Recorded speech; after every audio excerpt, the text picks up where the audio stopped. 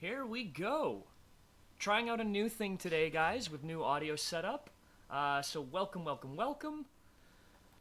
We will get fully started in about 2 minutes, but for right now, let me just check on some little quick things. I just want to make sure I can hear everyone, and I can do all this still. So here we go. Don't need that.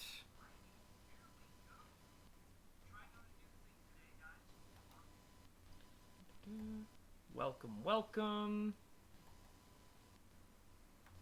And hello, friends. Here we go.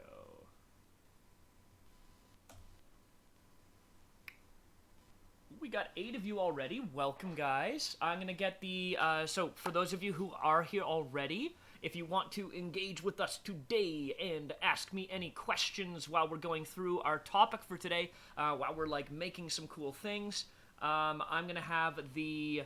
I'm going to have our MakerKids chat window open. So one thing that I can easily show you right now, guys, is how you can chat with us and how you can engage with us and ask us about the stream. Or even give me suggestions, which I would really appreciate as well. So, if you want to, you can easily, on any website, on any web browser, you can go to MakerKids.com. When you go to there, when you even just type MakerKids.com in the bottom, there will be a chat bot. The chat bot will look something like this. Has a little, thing, just like this, and you can start a conversation with us.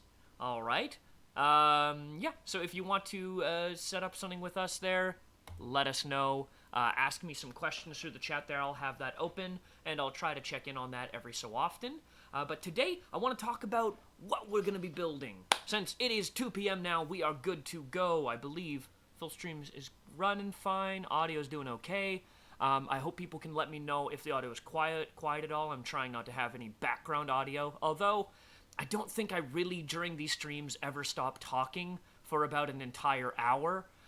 So, I'll be here the whole time. Now, I want to try some new stuff. So, today was going to be all about making some fun robots. And because that is one of our prime programs at MakerKids, we do coding, we do robotics, and we do Minecraft. And I've been doing a whole series of these streams for the past few weeks, which you can check out on our MakerKids YouTube, which you're on right now. Maybe watch some other ones after if you're bored.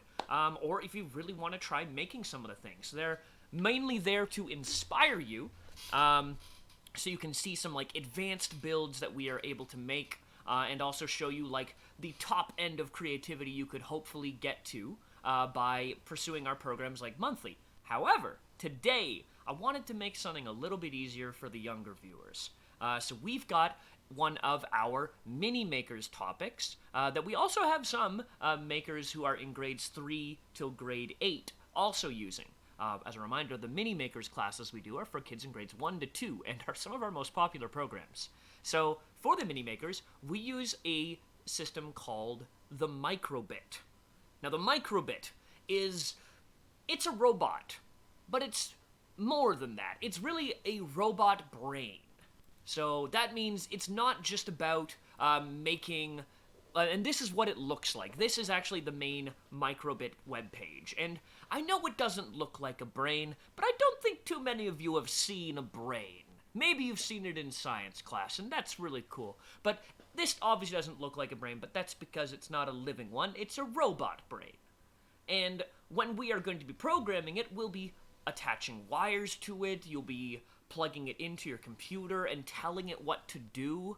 And as we're, experimenting with something like this microbit, we can end up making a whole wide range of really cool creations. Everything from interactive games. We can use the built-in light sensor on it to, determine if it's daytime and then close our blinds. You could turn it into a remote control. You could make it into a compass that can tell the direction. There's a lot of different cool features already built into this thing. And it was designed by the BBC, which is the British Broadcasting Corporation. I'm sure you've heard of the I'm sure you've heard of the CBC, I'm hoping you've heard of the CBC, the Canadian Broadcasting Corporation, but the British one made this as a fun way for kids to start learning robotics early.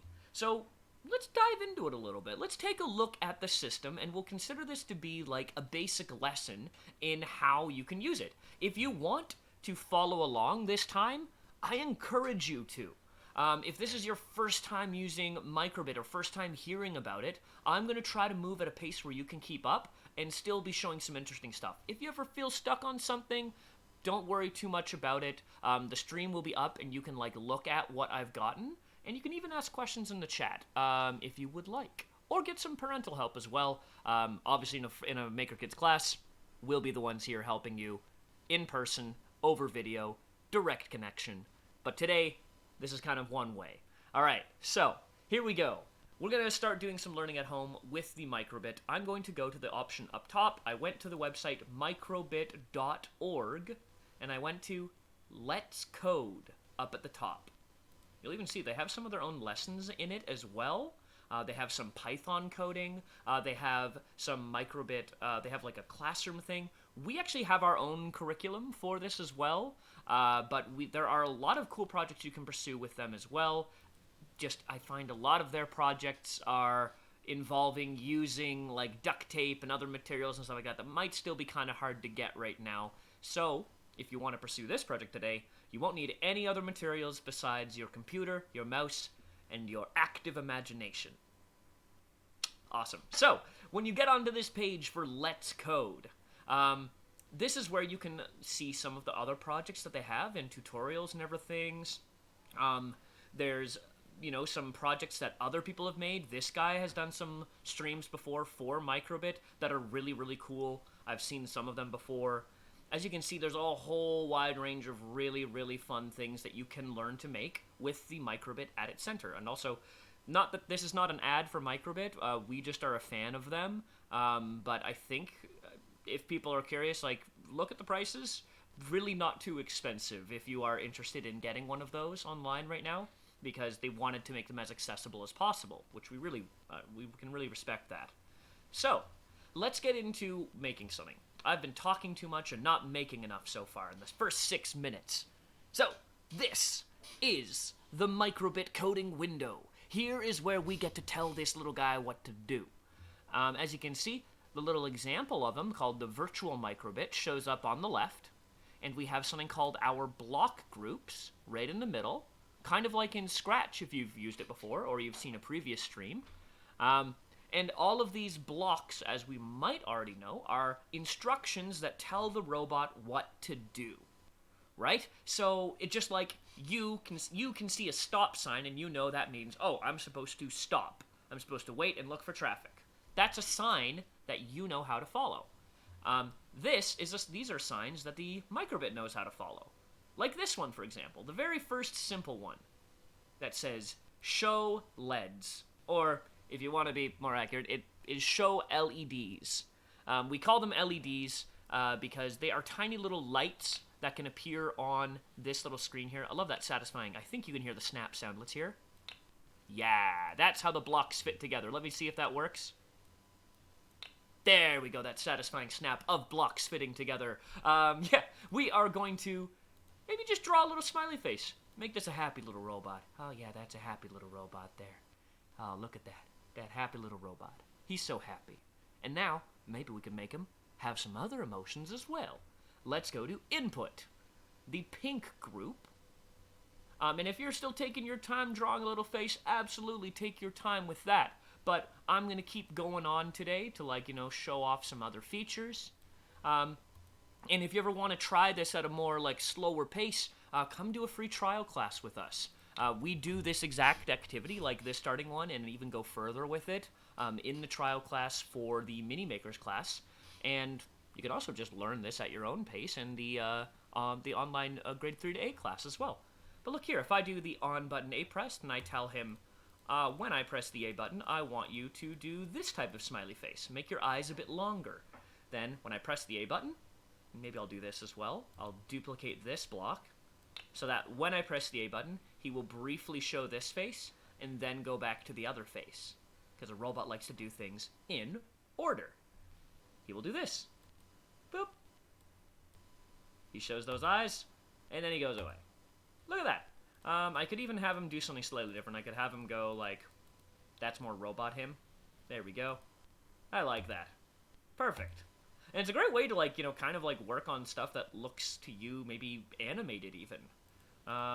Let's see. If I go like this, I think there's something that I can make it look like.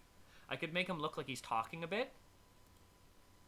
Yeah, that one's tricky, actually, I'm realizing. I think it'd actually be better if I had it at default, if I just had the line, and then the open mouth.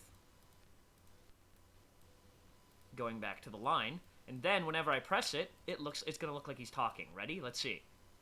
Hello, there, I am a robot. The timing is tricky. It's tricky to get that timing, but there we go. We've got a robot that can kind of talk to us, and if you hooked up a speaker, that would be a fun way to make your robot friend talk. Just have like a mouth that opens at the start of each word. Could be really cool. So let's do my other idea for today, though. So this is like some of the basics of how we fit these blocks together and how we make them do things. But the thing I want to make today is something kind of fun. I want to make a game. So as I'm pursuing this, I will be going through a topic that, and this game that I'm going to be showing you today is a game that you can absolutely learn to make in one of our classes as well. So I don't want you to think that this seems at all unachievable. In fact, it is very achievable and has been made by many of our other makers as well. You're getting a free little bit of curriculum here that you can always, if you want to, log into the stream after and load up the the recorded version of this stream and, try to run through it yourself if you'd like. So here we go. My other screen was having connection difficulties, but we've fixed that. I'm going to get started making this. So I'll show you the example build first. This is an advanced version of what I'm going to be building. That was built by one of our mentors, Graham, who designs all of our curriculum. And he's amazing. And this is a version of this game that he made, where it's a reflex game, kind of like Bop It or Simon or any of those other games where you're playing with something electronic where you have to hit a button in the right amount of time. So this goes left or right. If it goes left, I have to hit the A button. If it goes right, I have to hit the B button. And if I miss and I don't click it soon enough, I lose a life, these little dots up at the top. And let's just let myself lose, because I'm pretty good at this game. But let's just see what happens if I lose.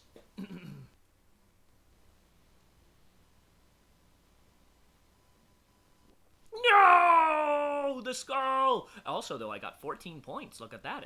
That's a pretty good score. I'd say it's a pretty good score myself, huh? But yeah, this was a very simple example of how we could...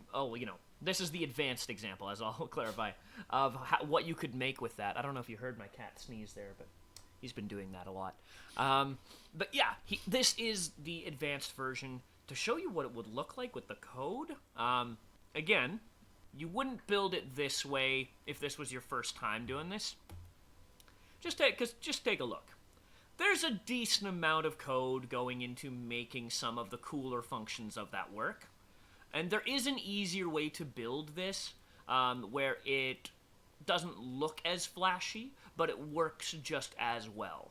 So we're going to build the easier version today, with a few less variables and everything, and it's going to be something that you can definitely follow along with. So let's get into it. Here we go. I'm going to delete all the code I don't need anymore, and we're going to get started with... I'm actually going to get started with a version of this where I already have some parts built. No, you know what? I can build the whole thing. Yeah, I can totally build the whole thing. I've got time. That's the one thing I've discovered with this game. I always have more time than I expected. So, the best way for me to build this now is to actually work with something called variables. So this will be something that you won't learn until maybe grade 4 or grade 5 at school, but it is a very useful series of skills that can be used to teach you how to make video games and how to understand how, like, we use math in day-to-day life. I'm sure your teachers will give you those questions like, well, if, I don't know why your teachers sound like this, but, all right, class, if you have 12 crayons in a box labeled crayons, and Johnny gives you 2 more crayons, then how many crayons do you have? And it might seem really simple and really silly and really kind of childish, but those types of questions are very important. They teach you that when we're using numbers in real life, we're actually using them to count things. We're using them to keep track of things. So we usually give numbers a name. In this case, the name would be number of crayons. And the number that we're coming up with is answering for how many crayons we have in the box. A way we could express it as a variable, a way we could say it in the terms of making it into a variable, which is a labeled box that holds information, we can say crayons equals 14. Or before, it was crayons equals 12, and then we changed crayons by 2, adding 2 to it to make it into 14. Variable means it can change, so that variable changed there. And for making this game, we're gonna use 2 different variables. Since it's gonna be like a game, we want one of them to be like a score. So here we go. I'm gonna make a variable, and since I'm keeping track of the number of points that I get, just like that example one did, I'll call it score. There we go. And I can click OK. And now you'll see I've got a bunch of different blocks that I can use. I've got the score block, which is our box that holds information. The information of how many points I got. And then we've got one that can set our score to a number, just like you set the time on a microwave, and then change the score by 1, just like you change the temperature on the thermostat by pressing a button that makes it go down 1 each time you press, or up 1 each time you press. So I'm going to use, to start out my game, I'm going to set my score to 0 when I start. So on start, set score to 0. Makes sense? And let's also make something else. So the goal of this game, in this reaction game, is to have like a little thing that's pointing either to the right side or the left side. So to make this easier, I'm going to have a variable that can keep track of a sort of a word, so to speak. So I'm going to make one called, I'm going to make one called arrow. Okay. Yeah, and I think this will work fine. Let's just see here. Oh, I need a different type of variable. Just one sec, actually. So I need a character variable, which should be available under pins. Now, you know what? I've got another idea for this. Yeah, just one sec, actually. Boop, boop, boop. I'm going to use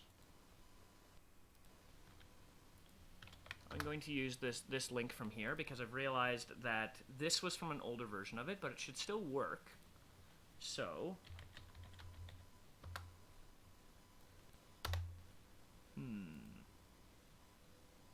this one's not giving me the option it did before, but I can easily fix that. There we go. Okay. So here we go. I've got part of this already pre-built, just to save a little bit of time today. Yeah, there we go. So this is the one I want. Right up at the beginning, just like I started with, I'm telling it to set the score to 0 and set another different variable called arrow to no. That means the arrow is not showing up. Okay? So we've made that, and that's going to work. But here's the thing. In order to have the score show us what the score is, we have this right here. We have this thing that says show number score. And what's our score right now? Well, we know it's 0 because we haven't played the game yet. So it's just saying show number score as 0. And so it will do that. It'll show 0, and then it's going to do something really interesting. This part I kind of want to build step by step for you guys. Just let me keep... No, this is fine, actually, yeah. I'll keep this. I'm going to rebuild all of this part for you just so that everyone else can follow along as well. So, basically I want my code to be making a dot that will appear either on the right side or the left side. And it will randomly choose either this side or this side to light up a little light or a little arrow, okay? And now, in order to have it do that, we just need it to randomize. Sometimes when we randomize, we can do so by rolling a dice. Classic thing we do in board games all the time. We roll a die, maybe usually, if you guys are used to it, like a 6-sided die, right? And then you roll it in a box or something, and you get, oh, that's a 2. And that's a 2 again. Ooh, that's a 2 again. What? That's a 4. And it's random. It could be the same number 3 times in a row like it was. It could be a different number each time. You never know. That's what makes it random. So, we're going to use that. We're going to make a little random thing that will make our code work unpredictably. So, I'll use this thing. From the group called Logic, we can do a little bit of logical thinking and use something called an if-then-else. If-then-else is a simple way of saying, if this thing that I'm asking for is true, then do this, else do this. Simple example, if it is raining, or like probably today, if it is going to snow, then I will stay inside. Else, I might go outside and get some milk. But, you know, I think that's a pretty easy way to understand it. We use if-else all the times in our brains. We just don't think of it as like a coding block like this. So start. It'll be helpful. Now I'm going to go to something called math. Math! My favorite. I'm going to get a thing that helps us pick random. Look at this. I could pick a random number, or, since I'm only having 2 directions, one or this, I'm just going to pick random between true or false. That way, if every time that it runs through this thing called a forever loop, if you all remember, forever loop, we're gonna use forever loop. We use this song in all of my classes as a way to remember that forever loops are very important because they get our code to run continuously over and over and over again. And in this case, each time it runs through the forever loop, when it does this block, where it shows the number, it's then going to do this block. When it gets there, it's going to pick randomly, by flipping like a digital coin, either true or false. And then if it's true, I'm going to have it do this. I'm going to have it set the arrow variable to L for left, right? And then I'll also draw a little dot. I'm going to draw a dot that's pointing to the left side. I think that makes a lot of sense, right? Maybe I could even go like that. That looks kind of like a chevron pointing that direction. I kind of like that even better, yeah. And then, little easy thing for all of you who, if any of you are following along, which actually, let me just check in here. Is anybody following along? No. Oh, keeps doing this disconnect thing. I really don't want you to do that. I see no one recently in the chat. But if you have any other questions as we're going along, don't forget to, like, reach out, guys, and let me know. Oh, and welcome, hey, welcome Anna and Colin. That's really great. You don't need to have any materials for this. If you missed some of the beginning of this stream, you can actually just go onto the Microbit website and try out some of these blocks. Mainly today, I just want to show you how easy it can be to make things like this, but I'm kind of at the point where if this is your absolute first time doing this, if you want to, like, start learning it, come to a trial class with us, honestly. Like, we do stuff like this in the free 1 hour or 2 hour trial class, and then you can just start learning it along with a teacher who has time to then help you through it face to face, at least through a face cam, right? So, here we go. I've got this. I'm telling it if it picks the false option, or if it picks the true option, sorry, then it's going to do the stuff in here, which is set the arrow to the left side and point an arrow to the left side. On this one, I will do the opposite. I will have an arrow pointing to the right and set the arrow variable to R for right. Very good. Okay, so that's enough for that. Now, the next thing I should add probably is after it's chosen one of those, I don't want it to like go immediately to the next arrow like this right here. That's going way too quick for us to react. So I'm going to slow things down a little bit. I'm going to slow things down a little bit. So let's go here. I'm going to get from basic. I'm going to tell it to pause for a little bit, right after the if statement. And I'm going to tell it to pause for a whole second, which is 1,000 milliseconds. I just got that right from basic, which is one of our basic simple blocks. And then after I get it to pause, I'm going to set that arrow back to no, because that means the arrow should no longer be showing up. This is actually very similar code to what we sometimes use in Scratch, where you want to be able to keep track of whether or not a certain enemy is on the screen or not. Just like Bowser is always, if you've ever played a Mario game, Bowser is always in the game somewhere. But at some point in the code, you don't want his music to start playing, because when Bowser shows up, Bowser's music starts playing. And imagine if you were just on level 1 and that music started playing, you'd be like, oh no, Bowser's coming! And then he's not there, and we're like, what? So, what we usually do is we have a variable attached to a character in a game that says, hey, they're on the screen now, or they're not on the screen now. And right in this case, we want to be setting that variable to be telling us that the arrow is no longer on the screen, and that's going to be important. So, we've done that. We've added all of the basics of it. Now we just need the interactive part of the game. We need to be able to press some buttons. So for this, I'm going to go to Input. Input is where we get our button presses that allow us to do the stuff that we're trying to do. So right here, I've got this one that says on button A pressed. And I'm also going to get another one. Might as well get them both at the same time. This one will be on button B pressed. In fact, let's put them like this, just to make things nice and obvious. Now, when I press these buttons, I'm going to tell a little, like, bigger arrow to show up. I think that'll be the best way to do this. So let's get this one and this one. So for the A, we remember it's supposed to be a left arrow. So I'm going to draw, like, a nice big arrow like this. Very good.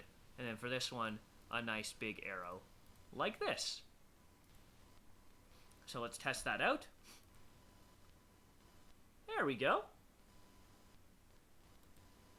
I think that works rather nicely, don't you? Does it look even better with this? Let's see. Here we go. Oh, I like that even better. It's like the arrow extends. Yeah. Cool.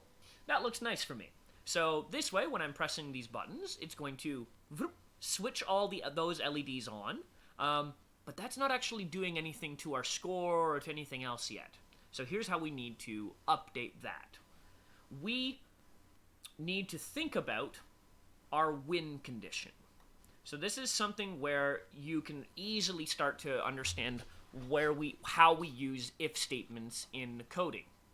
You need to understand what the exact conditions are, or what needs to happen for you to get a point.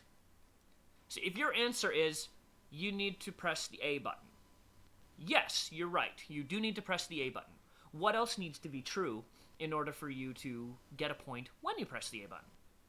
And if you think about it, you'll notice right here, we're setting up like a little thing right here. You could say, oh, it's if I press the A button and it's showing an arrow that's pointing to the left. And that's certainly, yes, if you had a way for the robot to keep track of that, you could do it.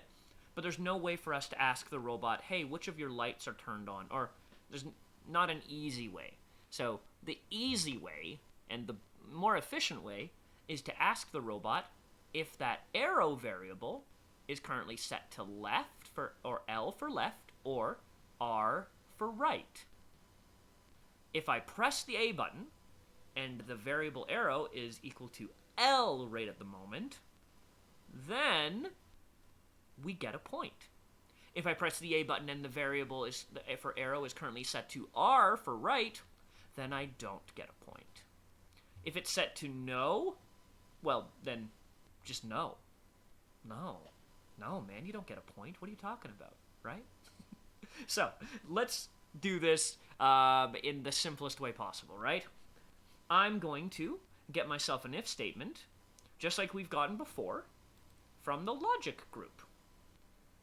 All right, and for this one, this is going to be a basic if statement, just like this. In fact, while I get in on this, let me just make sure. I'm pretty sure Anna and Colin, again, welcome to all of this today. I'm hoping you heard my response to your message there. It's just going to be easier and less boring for other people than me typing in here. So yeah, I think that's everyone who's asking about this. Yeah. So let's get 2 of these then. One for this one, and let's also get one for our other if statement. In fact, actually, let's get one for now, because as I might have shown you before a little bit, there's an easy way for us to copy it after. So I'm asking it if the arrow equals left, in this case, if the arrow is at the left position. So we go into logic, and we're doing a comparison here. If something equals something, that's a comparison. Or if something is less than or something is greater than, with this math symbol that we use. So I'm going to use this one because it has quotation marks, and that means I can use words and letters instead of just numbers, which is great. And now I can use the variable arrow if arrow equals left. Then, quite simply, we will get a point. And remember what I said before? The points are tracked in our variables, right?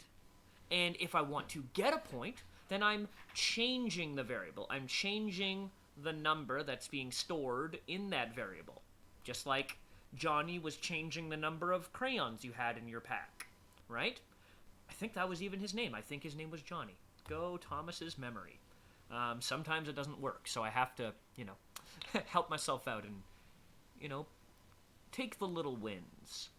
Here we go. If arrow equals L for left, then I'm going to change, not arrow, I'm going to change the score by 1. A little helpful thing in Microbit, if you ever see these little white triangles, these are things that you can click on to change an option or to change what it says. Alrighty, so let's just see here. How many people were watching? Well, 12 of you guys. Thank you to all of you again who showed up. Let's keep going. So I've told it, when I press the arrow L, I get a point. We're going to do the opposite for the other one. We'll duplicate this by right-clicking on it, which for you guys is, remember, the second mouse button. If you're ever if you're new to using a mouse, here's my little helpful thing, a little helpful guide if you're new to using a mouse and keyboard. You always have 2 buttons on a mouse, right? And you're holding them like this, with these 2 fingers, my fingers you use to make bunny ears or to go, I want 2 of something, right? And since you know that this means 2, at least in Canada and in North America, we go like this for 2. So if we do that, just remember, this finger, your pointer finger, that's when you go, I want 1 of something, is your first mouse button. That's also called the left mouse button if you're holding the mouse in your right hand, right? And then this one, the second finger, for 2 things, is your right mouse button. And that's the easiest way to learn how to use a mouse. It's pretty standard, okay? So I'm going to use my second mouse button to right-click and then duplicate with the normal mouse click. So I can put a copy of this over here and change it to if arrow equals R. Then I get a point.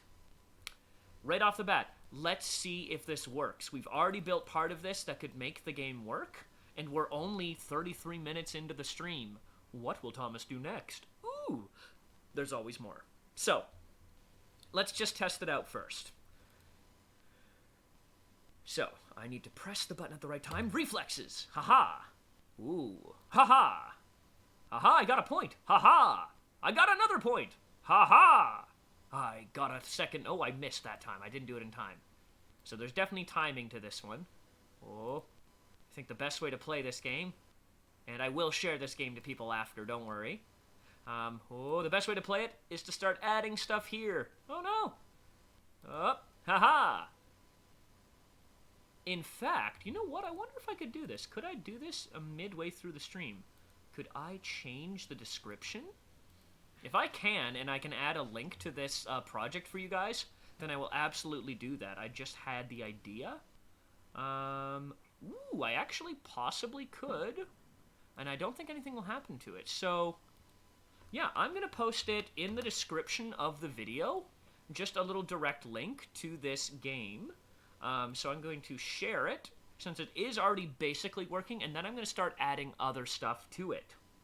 Since this is already the basic project and it is working, I want to just share with those of you who've been listening. So, cool. That should have updated the description. Didn't mess with the stream at all. Awesome. So feel free to go check that out if you'd like.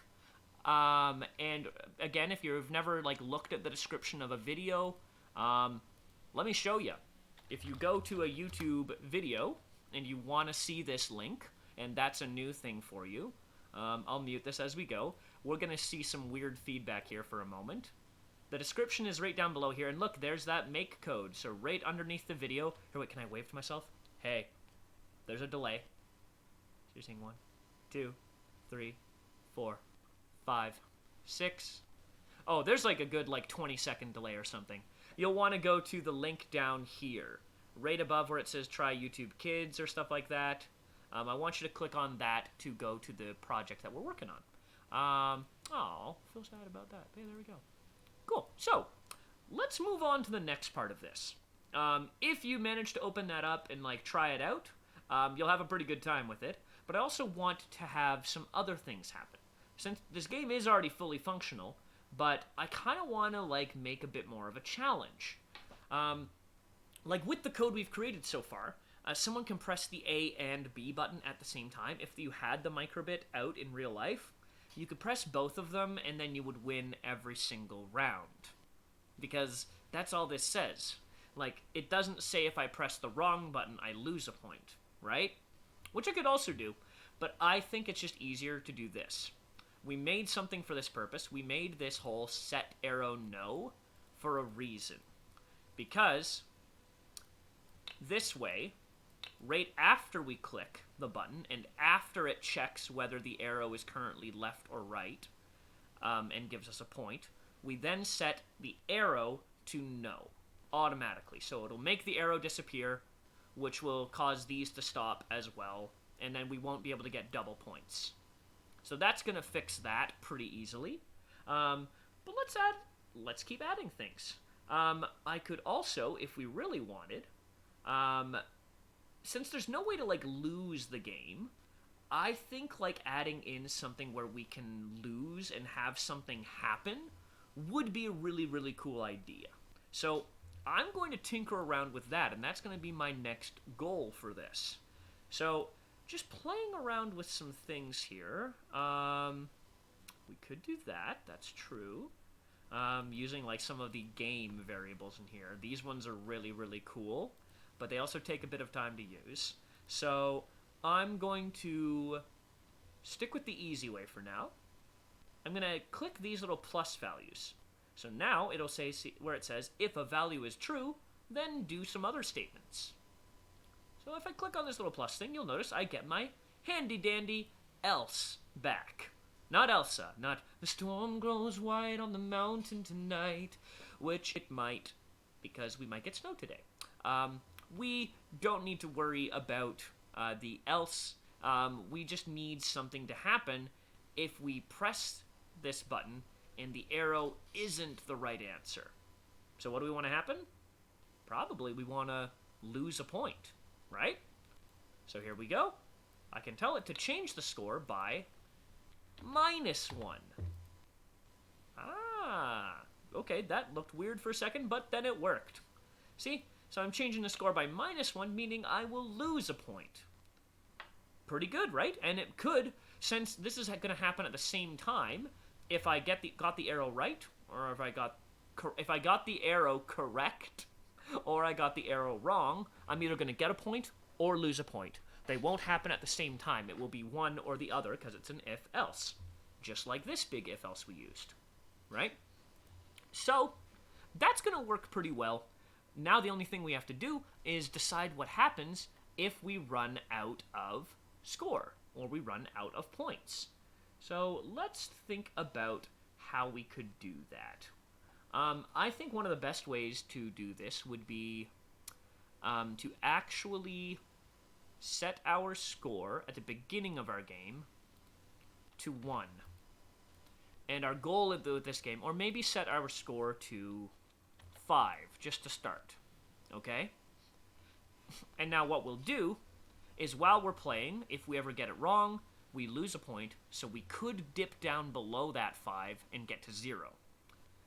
So let's do this. And the reason I didn't just go with 1 for the score was because that way it's like, you mess up on the first one, you lose right away. That's really sad. We don't want that to happen. So now I'm going to play a little bit around with this. Let's add in... Yeah.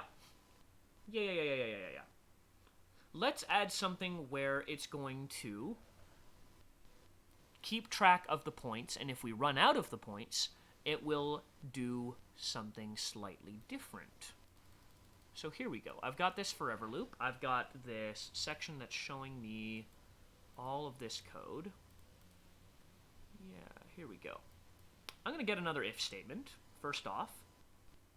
And then I'm going to do something called a nested if statement. Yeah, so a nested if statement is an if statement inside of another if statement. Yo, bro, we heard you like if statements, so we put an if statement inside of your other if statement. And that's what we're going to do. We're going to put an if statement around this one. Here we go. I'm going to ask it to only be doing this bit of code if score is greater than 1. So we'll go like this. Logic. Boop, boop, boop, boop. If score is greater than... Oh, let's zoom in on that just so you guys can see what I'm doing. I got this greater than. If score is greater than 1. And I can do this because this is... these are numbers, right? So if score is greater than 1, then... Oh, greater than or equal to. Yeah. So this is greater than or equal to. This is what the symbol for greater than or equal to. Or, yeah. Is greater than or equal to 1. Then I want it to keep playing the game. However, if that score dips below 1, that means it's at 0. And that's not a good number to have, guys. We don't want to be at 0. We want to be above. We want to be getting points. So if I get it below 0, that's the else, right? If score is less than or greater than or equal to 1, it's going to do all this, else it will do something else, right? So I will tell it to else, probably, like, give us the screen for game over, which can be done with a very simple show string game over.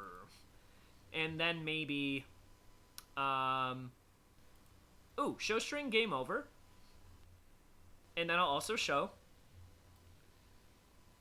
boop, a skull. So I can draw a skull here, or the closest I can get.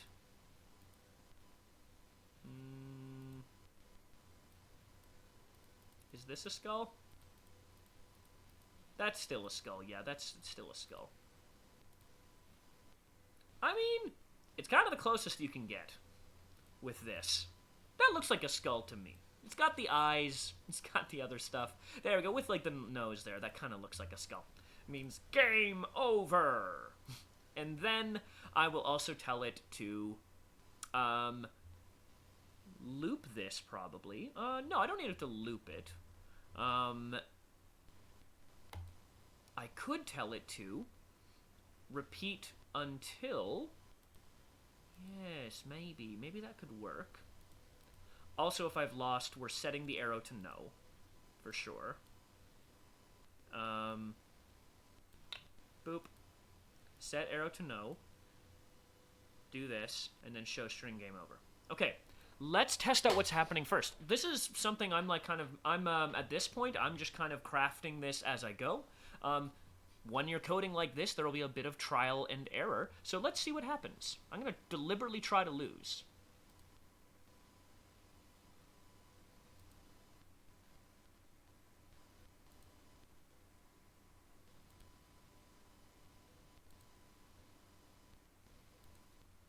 Ooh, I'm getting points. Let's deliberately lose points. I'm at 2. Oh no, I'm at 0. Skull and game over.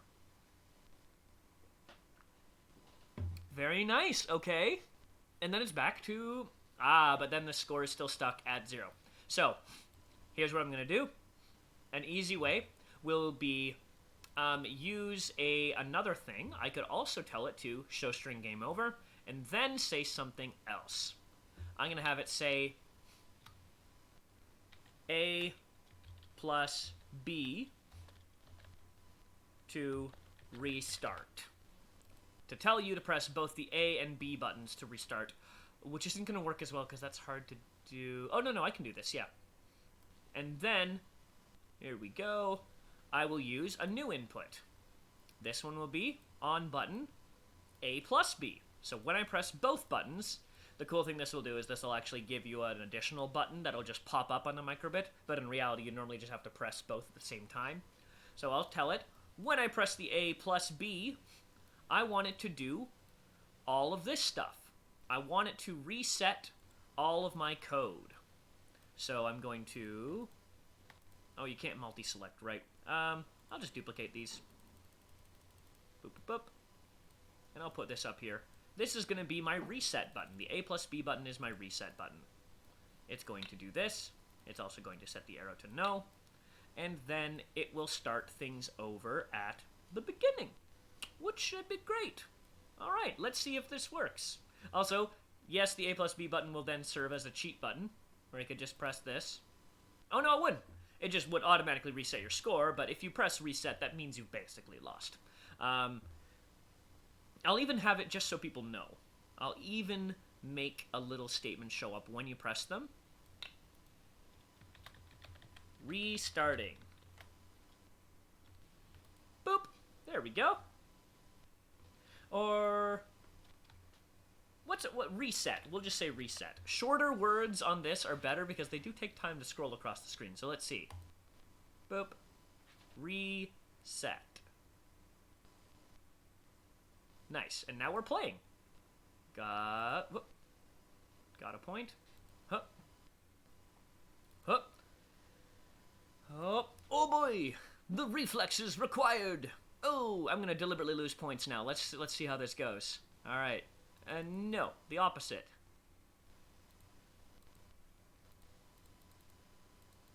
Let's just keep pressing a random one. Okay, and then I'm gonna deliberately... Oh, look at that!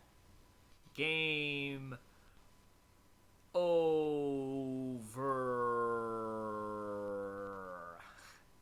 And then A plus B to restart. I think I should maybe just tell it to do A plus B. Again, this is the long message. So let's just change this to show string A plus B. That's just going to be way quicker. And it'll just be a little reminder. And I'm going to have it actually loop that. When it gets trapped into there, I'm going to say while...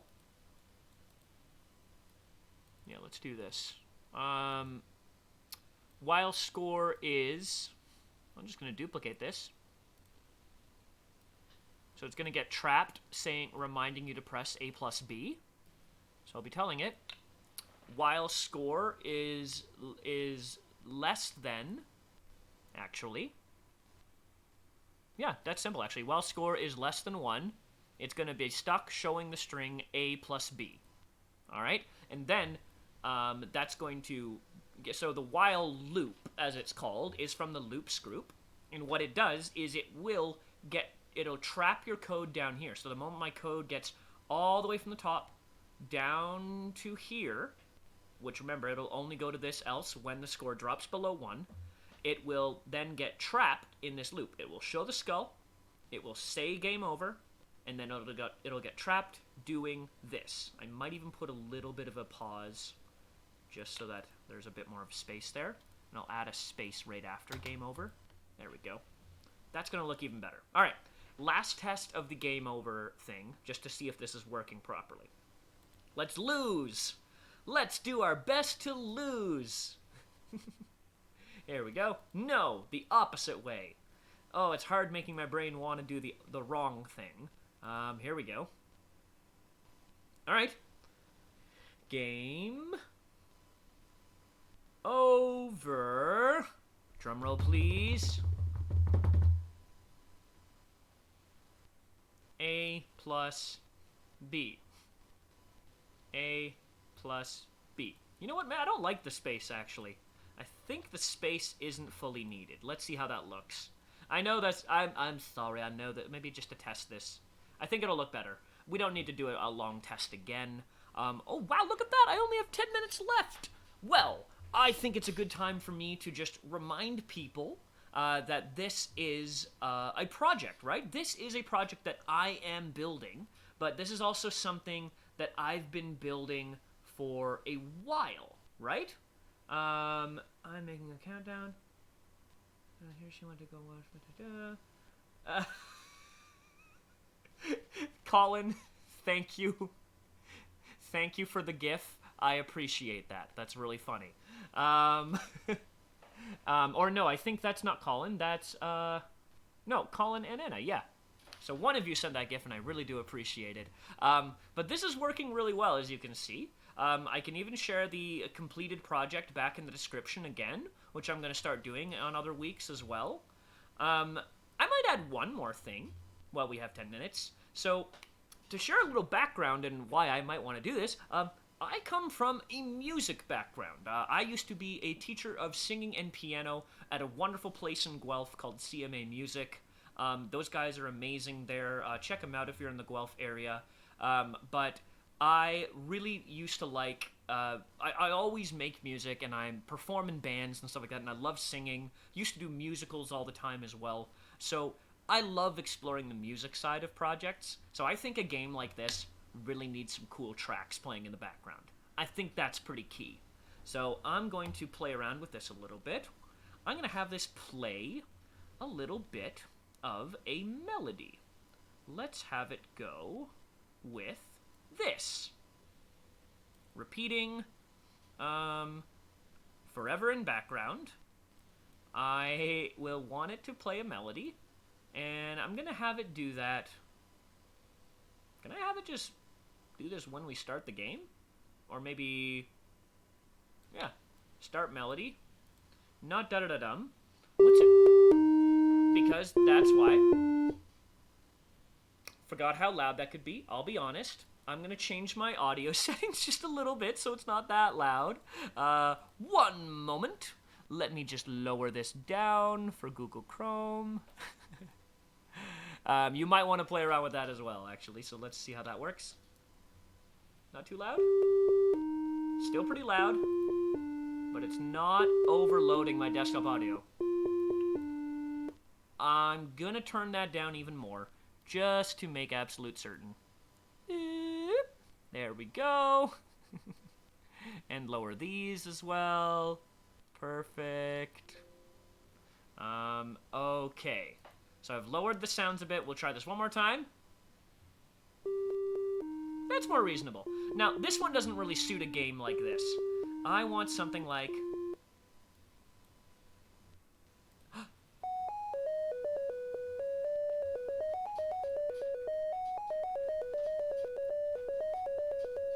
Good times. I think that one will work really well. Now, I do want to be able to turn it off. So I think having a way to start the melody while you're playing and then turn it off after is also a really good idea. So I'm going to use this. Input when I, when I do this, when I press pin 0, which is right here, or actually we'll do pin 1, because that's right here, then that's going to be us choosing for the music to start. Now, having that same little pin, you could hook up a button to this if you wanted. Just a second. Mute. Okay. So that's still playing. I think also making this into something that toggles the music would also be a really good idea, so it's not constantly playing. Usually you'll be hooking up, like, you know, buzzers onto this, or like speakers onto the microbit that are a lot quieter than my computer sound system is. So I'm going to go like this. When I press the pin 1, I'm going to have it toggle. I'm going to have it toggle the music. So here we go. Let's go into music here, and I'll tell it variable. And this variable is going to be... actually, wait, I don't need to. I have true or false. Nope. Else. That means it would have been some other number. We're going to set it back to 0. This is just an easy... oh man, this if statement, useful in any coding program. Making a toggle, something where it's a button where when you press it while it's on, it'll turn it off, and when you press it while it's off, it'll turn it on. It just switches something from on to off, like my light switch here. Right?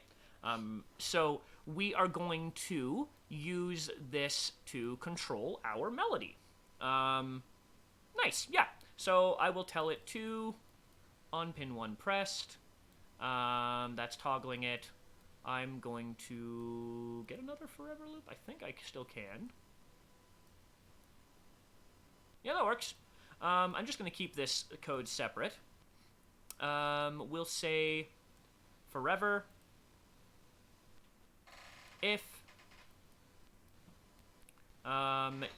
music equals 1. We'll just copy this again. Boop, boop, boop. If music equals 1, then be constantly playing the Nyan melody forever in background. And then if it's not equal 1, then we're going to have it turn off, which there's a really simple one for that. It just says stop melody all. Okay, so this should work. Let's double check. I'm going to unmute this tab. Here's open. Here we go. Okay. All right, it's stuck. Starting the melody, right. So that's why we don't use start melody if you're putting it in a forever loop, because it's telling it to start it and then just keep playing it. So no, I don't want it to do that. I want it to... music on melody, no playing. That's actually a good point. If music equals 1, then I want it to start the melody. And...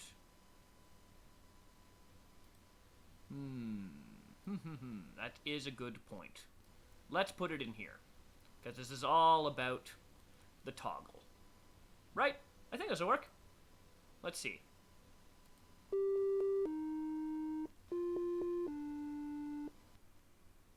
Repeating. And I'm doing Nyan instead. Cool, let's do that. And that also stops it. Lovely. So, the only difference there, obviously since the music block is a little bit limited... Oh, didn't like me moving the code, that's why. Since that little toggle switch is, like, not running continuously, the melody block says start playing melody, right? So if I tell it to, like, constantly start playing the melody, and the first note of it is... na, it'll just keep going the first note. Na na na na na na na na na na na, and it'll just keep doing it, right? And that we don't want that to happen. Always allow sound. Yeah, no, it's fine.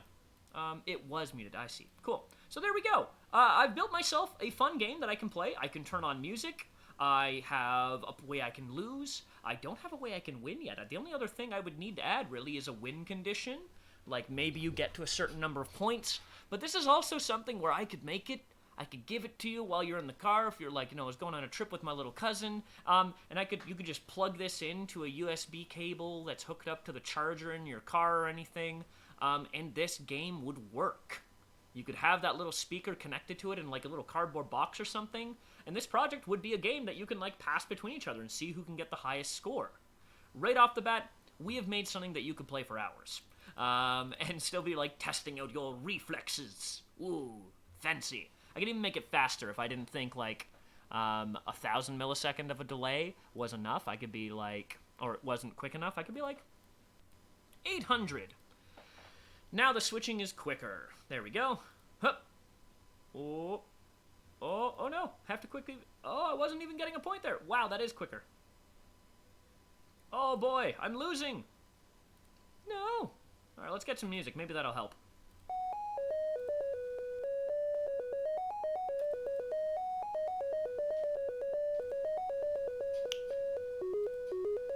For those of you who don't know the song, it's from the Nyan Cat meme, which was a great meme back in the day. A little flying cat made out of a Pop-Tart. With rainbows. Great times. I think that's all for today. Guys, we have made a fully functional game. I'm going to post the link to this project in the actual description of this video. I encourage you to check it out. Also, as promised at the beginning of this video and all other week's videos, we do have a code that you can use, a discount code off of any of MakerKids classes or programs. The code is LIVESTREAM. All one word, all capitals, no spaces, nothing, LIVESTREAM. If you use that, you can save $25 off of, and here's some fun bits, you can save $25 off of our virtual camps that we are offering for the summer. We are running classes fully virtual, since there's a lot of other camps that are not able to run. Our heart goes out to them, but we have been able to set up a program that allows us to keep teaching the really awesome stuff that we've been doing for 7 years, and we can do it all remotely from the comfort of your home and from the comfort of our homes. The MakerKids movement keeps going. So we'll be doing those. You can also save that $25 off of one of our regular ongoing weekly classes. These are 1 hour or 2 hour classes that you attend once a week, and they allow you to keep going on these types of projects and learn in a skill-based learning environment where you're making projects one week and then projects the next week and a different project the next week, and there's never marks or quizzes to worry about. It's all about showing up to class and having an open mind for making things, because that's what we're all about. Lastly, of course, there's also, we do birthday parties, even virtual ones. Some really exciting virtual camps, birthday parties are coming up, actually. And we also do weekly camps, even right now. These are daytime programs running from 1 till 3 p.m. at our Bloor West location, which is, right now, that's the Bloor West location online. As well as our Leaside franchise is also running some of those as well. They're in the east end of Toronto. So check out some of those programs if you want to attend, like Monday to Friday, 1 till 3 p.m. Each day we'll work on a different project as well and make some really cool stuff. Bit of coding, bit of robotics, and a bit of Minecraft, all throughout that week. If you need any other information, guys, I highly encourage you to head over to MakerKids.com and check out some of the other stuff we've done. Also, feel free to check out any of the other previous streams from other weeks. And I think with that, that is all. I hope you have an excellent day, keep making, and get some outside time before the snow arrives. Bye, guys.